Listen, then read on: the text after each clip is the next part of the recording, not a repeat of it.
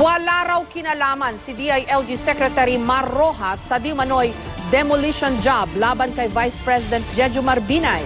Ito ang sagot ni Rojas sa aligasyon ng anak ni Binay na si Congresswoman Abigail Binay na may mga nagpopondo raw sa paninira sa kanyang ama.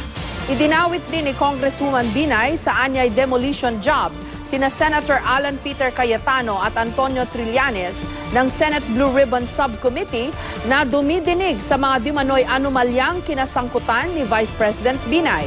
Giit naman ni Senator Antonio Trillanes IV na isa sa mga nangunguna sa pagdinig sa Senado, paano ito magiging demolition job kung may naipipresenta naman silang ebidensya.